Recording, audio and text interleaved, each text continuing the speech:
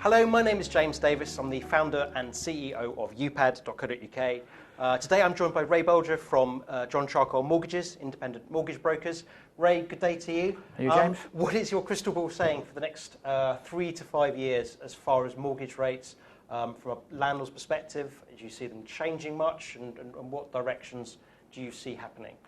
Well, what we've seen over the last few years is the difference between buy-to-let rates and residential rates narrows significantly, and now you don't have to pay much of a premium as a buy-to-let investor compared with what you would pay as a residential investor. There was also a much higher loading a few years ago, wasn't there, on the buy-to-let side? Exactly. So after the credit crunch, it got really difficult to get high loan-to-value mortgages. You can now get up to 80% again on buy-to-let from a number of lenders. If you can keep the borrowing to 70 or 75%, you're going to get a better rate. So I think the change between the rates on residential and buy-to-let has pretty well run its course. So what's going to happen on buy-to-let now is going to be reflected in the whole market, not just the buy-to-let market. And all the signs are we're going to see interest rates remain low for quite some time. The European Central Bank is quite likely to cut rates in September. The global situation is pretty negative in terms of the likelihood of rates falling. And then on top of that, of course, in the UK, we've got the Brexit situation.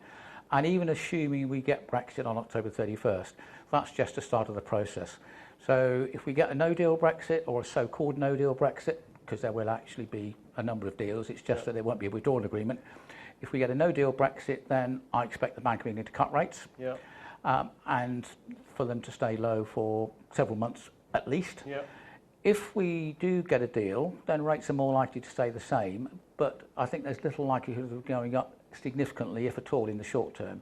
So over the next 3 years, I think it's very likely that bank rate is going to move within a range of 0.25% to 1.25%. But I think also, I think there's nobody is suggesting there's going to be any wild changes to a big degree. There's so much uncertainty that's not going to change in the short term. And I suppose it goes down to someone's risk profile about whether they want to fix or have a tracker for the next few years. I think that's right. A lot of people like fixed simply because it gives them certainty. And although some people will say, well, I think rates are likely to fall because I think there's a good chance of a no-deal Brexit and therefore a tracker would actually be cheaper. And in the short term, that could work. If you take a tracker, of course, you then got to make a judgment as to when you switch to a fix. Whichever route you go, the likelihood is the differential in the rates you pay is probably going to be no more than 0.5%. So there is a comfort factor involved there, what you're comfortable with, as well as what you think is going to happen to rates. And let's face it, the average person, and even the professionals, often get it wrong when trying to forecast rates. Covering yourself there.